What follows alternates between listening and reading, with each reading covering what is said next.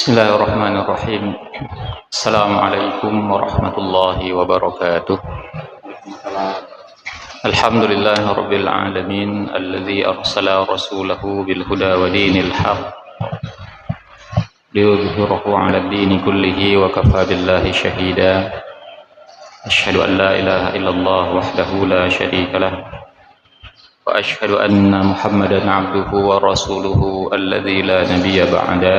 Allahumma fashalli wa sallim wa barik ala nabiyyina Muhammad sallallahu alaihi wa sallama tasliman katsira. Sallallahu ala alihi wa sahbihi ajma'in. A'udzu billahi minasyaitonir rajim. Bismillahirrahmanirrahim. Ya ayyuhalladzina amanu taqullaha wabtaghu ilaihil wasilata wajahidu fi sabilihi la'allakum tuflihun. Shadaqallahul azim. Bapak dan Ibu sidang jamaah subuh yang dirahmati Allah Subhanahu wa taala. Alhamdulillah, kita bersyukur kepada Allah atas segala bentuk limpahan rahmat dan juga curahan nikmatnya kepada kita. Kemudian tak lupa salawat beriring salam semoga senantiasa Allah curahkan kepada baginda Rasulullah Muhammad sallallahu alaihi wasallam. Begitu pula kepada para keluarganya dan juga kepada para sahabatnya sekalian. Di dalam surah Al-Maidah pada ayat ke-35 yang kita bacakan di awal pembukaan tadi, Allah Subhanahu wa taala memanggil hamba-hambanya yang beriman. Ya ayyuhalladzina amanu. Kepada hamba-hambanya yang beriman ini Allah Subhanahu wa taala memberikan perintah kepada mereka. Dan di ayat ini Allah Subhanahu wa taala memberikan 3 perintah kepada orang-orang yang beriman. Perintah yang pertama adalah ittaqullah. Memerintahkan kepada hamba-hambanya yang beriman untuk bertakwa kepada Allah Subhanahu wa taala. Perintah yang kedua, Allah Subhanahu wa taala melanjutkan wabtaghu ilaihil wasilah. Perintah kepada hambanya yang beriman untuk mencari segala sarana, segala bentuk jalan dan cara menuju Allah Subhanahu wa taala. Dan perintah yang ketiga adalah wajahidu fi sabilih, dan kemudian bersungguh-sungguh di jalannya. La'allakum tuflihun. Semoga dengan keimanan, ketakwaan dan cara yang mereka tempuh dengan bersungguh-sungguh mendekatkan diri kepada Allah Subhanahu wa taala, menjadikan hamba-hamba yang beriman ini menjadi orang-orang yang beruntung. Nah, di antara wasilah yang bisa kita tempuh untuk mendekatkan diri kepada Allah Subhanahu wa taala sebagaimana disampaikan oleh moderator tadi adalah bersemangat menghadiri majelis-majelis zikir. Dalam satu hadis yang cukup panjang, Rasulullah sallallahu alaihi wasallam mengatakan inna lillahi malaikah. Sesungguhnya Allah Subhanahu wa taala memiliki malaikat atau menciptakan malaikat. Malaikat ini disebut dengan malaikat sayyarah. Sayyarah itu artinya mobil, kendaraan. Jadi malaikatnya Allahu alam apakah dia punya mobil, tapi dia kenapa dikatakan sayyarah? Karena memang pekerjaannya seperti kendaraan. Apa kerjanya? Kerjanya nggak ada lain. Yatufuna fit turuq. Dia berkeliling-keliling di jalan-jalan, mobile jalan-jalan. Untuk apa mereka ini berkeliling di jalan-jalan? Yaltamisuna ahla dzikr. Mereka mencari kumpulan manusia yang duduk di majelis zikir. Fa idza wajadu qauman yadhkurunallah. Ketika mereka ini menemukan kumpulan-kumpulan manusia yang duduk di majelis zikir tadi, tanadaw halummu ila hajatikum. Mereka akan memanggil teman-temannya yang lain, sesama malaikat sayyarah. Jadi malaikat sayyarah ini bukan satu. Wallahu alam berapa jumlahnya. Jadi masing-masing mencari kumpulan manusia yang duduk di majelis zikir. Satu malaikat ini ketemu sama kumpulan tadi, dia akan memanggil teman-temannya. Dan mereka mengatakan, ini yang kalian cari, ayo datang kemari. Dan kemudian ketika mereka sudah menghampiri majelis zikir itu, fayahuffunahum biajnatihim ila sama'id dunya. Mereka kemudian membentangkan sayapnya. Mereka kemudian menghadiri dan mengerubungi majelis zikir itu sembari membentangkan sayapnya, sehingga majelis zikir itu atau ruangan majelis zikir itu penuh sesak. Penuh sesak dengan kehadiran mereka, dan ketika mereka membentangkan sayapnya sampai ke langit dunia. Artinya memang Allah Subhanahu wa taala menciptakan malaikat yang satu ini jumlahnya sangat banyak. Karena menghadiri satu majelis zikir saja bisa sampai sesak ruangan itu. Sementara di dunia ini kita tidak tahu ada berapa majelis zikir. Subhanallah, Allah Subhanahu wa taala menciptakan makhluknya. Dan kita tahu malaikat ini merupakan makhluk yang punya ciri khusus, mereka memiliki sayap. Maka dikatakan tadi mereka membentangkan sayapnya ila sama'id dunya. Sampailah kemudian majelis zikir itu selesai dan mereka kemudian menghadap Allah Subhanahu wa taala dan terjadi dialog antara mereka dengan Allah Subhanahu wa taala. Allah Subhanahu wa taala bertanya kepada mereka, "Fayas'aluhum rabbuhum." Allah, Tuhan mereka bertanya kepada mereka, "Wa huwa a'lamu minhum." Jadi Allah Subhanahu wa taala bertanya kepada malaikat ini bukan tidak tahu. Allah sudah tahu, tapi diskusi atau dialog antara Allah Subhanahu wa taala dengan para malaikat ini itu sebagai informasi kepada kita betapa dahsyatnya satu amalan yang bernama menghadiri majelis zikir. Ma yaqulu ibadi. Apa yang dikatakan oleh hambaku di dalam majelis tersebut? Qalu, mereka berkata, yaquluna yusabbihunak. Di dalam majelis itu mereka mensucikanmu, wahai Allah. Wa yukabbirunak, dan kemudian membesarkan namamu, bertakbir. Wa yahmadunak, dan kemudian memujimu. Wa yumajjidunak, dan kemudian mengagungkan asmamu. Qala, dan kemudian Allah Subhanahu wa taala berkata lagi, fa yaqulu hal ra'auni. Apakah mereka itu sudah pernah melihat aku? Dan kemudian malaikat menjawab, tentu saja belum pernah melihat engkau, wahai Allah. Dan kemudian Allah Subhanahu wa taala mengatakan, kalau belum melihatku saja mereka sudah memujiku, mengagungkan asmaku, kemudian membesarkan asmaku, apalagi kalau mereka sudah melihat aku. Dan kemudian Allah Subhanahu wa taala berkata lagi dan bertanya lagi kepada para malaikat. Saya percepat saja. Apa yang mereka minta? Mereka meminta apa? Adakah permintaan mereka di dalam majelis itu? Qala, berkata Allah Subhanahu wa taala, yaqulu fama yas'aluni. Mereka minta apa kepadaku? Qala, mereka meminta kepadamu surga. Seorang dari malaikat itu mengatakan di dalam majelis itu mereka mengharapkan surga dari engkau, ya Allah. Kemudian Allah mengatakan dan bertanya lagi kepada para malaikat ini, apakah mereka sudah pernah lihat surga? Ya belum.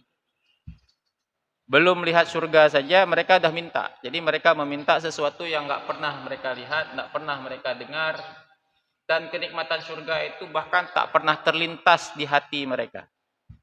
Tapi mereka minta. Kalau hari ini kita diperlihatkan sebuah rumah yang begitu indah, kita minta, kenapa? Sudah lihat rumahnya besar, mewah, akhirnya kita mau. Kenapa? Sudah pernah lihat, sudah pernah melihat keindahan dari rumah tersebut. Diperlihatkan kendaraan mewah, keren sekali, canggih kendaraannya. Kita kemudian mau kendaraan tersebut, bercita-cita punya kendaraan tersebut. Kenapa? Sudah pernah lihat, bahkan sudah pernah merasakan. Coba tes bawa dulu. Kalau kita pergi ke dealer, ada test drive. Begitu test drive, kok mangat kami motornya. Hawa tuh. Ketika Allah bertanya, sudah pernah mereka melihat surga? Belum. Sudah pernah mereka mendengarkan kenikmatan surga? Kenikmatan dari suara-suara surga? Belum juga. Membayangkan saja tak sampai. Tapi mereka sudah meminta surga. Apalagi kalau kemudian mereka sudah pernah melihat surga. Dan kemudian Allah Subhanahu wa taala bertanya kembali. Mereka mengkhawatirkan apa? Mereka meminta perlindungan dari apa kepada aku? Dan kemudian malaikat ini menjawab, mereka memohon kepadamu wahai Allah agar mereka terlindungi dari siksa neraka. Allah bertanya kembali, sudah pernah lihat neraka? Belum juga. Masuk ya, apalagi ya, nah, belum melihat neraka saja, belum pernah merasakan siksa neraka saja, mereka sudah begitu takut dengan neraka. Apalagi kalau mereka sudah pernah diperlihatkan neraka. Dan kemudian Allah Subhanahu wa taala mengatakan kepada para malaikat, ya, saksikanlah oleh kalian sesungguhnya mereka ini akan aku berikan ampunan. Mendapatkan ampunan. Mereka ini mendapatkan keridhaan dari Allah Subhanahu wa taala. Dan ketika Allah Subhanahu wa taala mengatakan di hadapan para malaikat ini bahwa Allah mengampuni dosa-dosa mereka dan kemudian Allah menurunkan rahmat kepada mereka, kemudian di antara malaikat itu dalam tanda kutip melaporkan sesuatu. Apa laporan dari malaikat ini? Wahai Allah, sesungguhnya ada di antara mereka tidak serius hadir di majelis zikir itu. Bentuk tidak serius itu kayak mana kalau kita lihat? Datang tapi tengut dalam majelis zikir. Tidur. Tertunduk-tunduk. Tertunduk-tunduk bukan mengerti, tapi karena begitu beratnya kepala. Bukan begitu beratnya kepala, begitu beratnya mata. Bahkan bisa jadi saking khusyuknya tidur, tidak menyimak apa yang disampaikan. Bahkan mungkin dia diam saja. Kalau dikatakan tadi mereka ngapain? Bertasbih mensucikanmu, bertakbir membesarkan asmamu. Tapi itu pun tak mereka ucapkan. Sudah, jadi duduk diam dengar. Duduk diam dengar. Yang nggak ada duit saja. Beda sama majelis Dewan Perwakilan Rakyat. Itu majelis juga.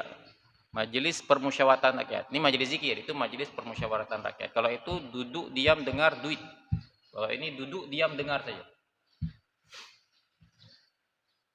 Jadi menurut malaikat ada di antara mereka ini tidak pantas mendapatkan ampunan dari Allah, tidak pantas mendapatkan kasih sayang dari Allah Subhanahu wa taala. Wong cuma hadir saja. Kemudian Allah Subhanahu wa taala mengatakan, dalam satu riwayat dikatakan, siapa saja yang hadir di dalam majelis zikir tersebut, mereka tidak akan mendapatkan kerugian. Dan di dalam riwayat lain dikatakan bahwa mereka merupakan bagian dari majelis itu. Artinya apa? Yang tidur tadi pun akan aku ampuni dosanya. Yang bubuk tadi itu, yang nggak dengar apapun, nggak ngomong apapun, dengan syarat satu saja, hadir saja, mereka pun merupakan bagian dari majelis itu. Jadi kalau dari sini apa yang dapat kita simpulkan? Betapa mudahnya ampunan yang Allah berikan kepada orang yang hadir di majelis zikir. Majelis zikir itu majelis apa-apa. Yang pertama tentu saja dikatakan tadi, majelis di mana di dalam kelompok tersebut ada hamba-hamba Allah mengucapkan kalimah-kalimah zikir. Tapi apakah hanya itu saja majelis zikir? Tidak. Ini yang kita lakukan pada saat ini juga merupakan variasi dari majelis zikir. Hatta orang yang hadir itu hanya menyimak saja apa yang diucapkan oleh sang penceramah. Atau bahkan tidak menyimak yang tadi ya. Tidak ada menyimak, tidak ada mengucapkan kalimat zikir apapun, duduk saja, hanya hadir saja. Jadi syaratnya minimalisnya satu. Hadir saja, Pak. Syaratnya satu, setor wajah saja. Berarti mereka sudah dianggap menghadiri majelis zikir dan mendapatkan apa yang disampaikan oleh Allah Subhanahu wa taala. Apalagi ketika nanti kita hendak beranjak pulang, kita menutup bersama-sama majelis ini dengan membaca doa. Subhanakallahumma wa bihamdika asyhadu an la ilaha illa anta astaghfiruka wa atubu ilaik. Itu sudah kumpulan apa yang terucap tadi itu. Kita bertasbih memuji Allah. Subhanakallahumma rabbana wa bihamdika asyhadu an la ilaha illa anta. Kita memuji Allah Subhanahu wa taala dan kita kemudian mendeklarasikan kalimat tahlil, asyhadu an la ilaha illa anta astaghfiruka, dan kita meminta ampun kepada Allah Subhanahu wa taala dan bertobat kepada Allah Subhanahu wa taala. Di sana ada kalimat tasbih, di sana ada kalimat tahmid, di sana ada kalimat tahlil, dan kita kemudian meminta kepada Allah ampunan dan bertobat kepada Allah Subhanahu wa taala. Ada permintaan. Kemudian di dalam hadis yang lain diceritakan ada 3 orang. 3 orang ini dalam satu versi dikatakan yang pertama Nabi Shallallahu Alaihi Wasallam sedang duduk dengan para sahabat. Ya, persis seperti ini. Nabi memberikan tausiah kepada para sahabat, memberikan nasihat kepada para sahabat. Kemudian di tengah-tengah nasihat itu datanglah satu orang. Datanglah seseorang sahabat, tidak disebutkan namanya di sini.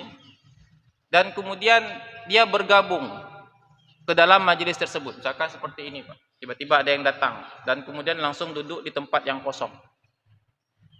Ternyata beberapa saat setelah dia duduk, ada seorang teman juga datang. Katakan mencari dia, mencari-cari, ada orang datang, tapi sebenarnya enggak mau datang ke majelis zikir, tapi mencari orang di dalam itu. Oh, kasih fulan benar. Ternyata si fulan yang dia cari itu sudah duduk di majelis zikir. Kawan yang duduk di majelis zikir kemudian bilang, mau kemana? Kalau mungkin kita memahaminya, Pak ya. Mau kemana? Ya cari kamu. Nanti kita bahas. Duduk dulu sini. Duduk sini. Kita dengar dulu Nabi Shallallahu Alaihi Wasallam memberikan nasihat kepada kita.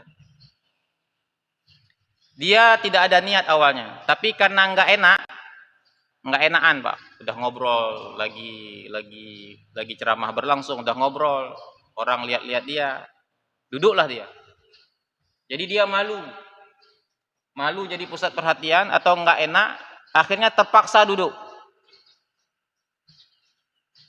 Kemudian datanglah orang yang ketiga. Dikatakan di sini orang yang ketiga ini juga sama. Dipanggil, duduk sini. Dia bilang, "Hanawatelun. Perleta wa rumah. Saya perlu pulang ke rumah." Dia berpaling. Dia enggak mau duduk di situ. Kemudian Nabi Shallallahu Alaihi Wasallam mengatakan kepada para sahabat, apa kata Nabi Shallallahu Alaihi Wasallam? Maukah kalian aku beritakan, aku sampaikan apa yang terjadi dengan 2 orang tadi?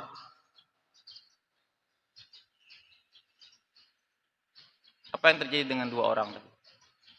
Yang pertama Nabi Shallallahu Alaihi Wasallam mengatakan orang yang ketiga, dia diajak untuk hadir di majelis tersebut, tapi dia berpaling, maka Allah pun berpaling darinya. Kemudian orang yang pertama dia datang dan kemudian dia memang ingin mendekatkan diri kepada Allah Subhanahu wa taala untuk menghadiri majelis tadi. Maka Allah pun memberikan apa yang dia inginkan. Apa yang diinginkan di majelis zikir itu? Mulai dari rahmat dari Allah Subhanahu wa taala, pahala dari Allah Subhanahu wa taala, ampunan dari Allah Subhanahu wa taala. Nah, pertanyaan yang kedua, orang yang kedua, hadir tapi karena enggak enakan. Kalau dikatakan di sini hadir tapi karena malu. Apa yang terjadi kepada orang yang kedua ini? Dia datang karena malu, karena tidak enak. Allah menghargai malunya. Allah menghargai, artinya dia juga mendapatkan pahala. Padahal datangnya enggak niat. Nah, sidang jamaah yang dirahmati Allah Subhanahu wa taala,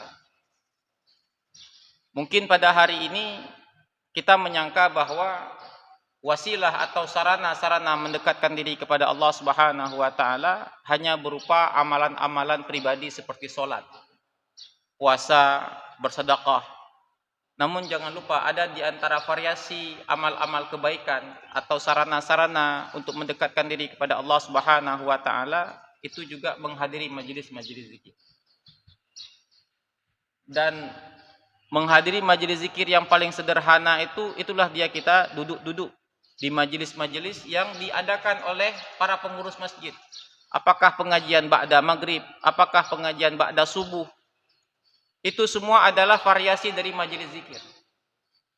Yang kehadiran kita di majelis zikir itu merupakan salah satu pekerjaan yang paling memudahkan kita mendapatkan ampunan dari Allah Subhanahu wa taala.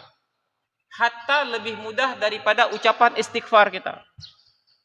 Kita kalau beristighfar, bisa jadi ketika kita beristighfar kepada Allah Subhanahu wa taala, istighfar kita itu belum memperoleh ampunan. Kenapa? Karena istighfar yang kita ucapkan adalah istighfar yang lalai. Mulut aja istighfar, tapi hati tidak pernah merasa ada dosa. Seperti kita minta maaf kepada seseorang, tapi kita nggak merasa bersalah. Allah itu aja pun dah marah. Maaf lah.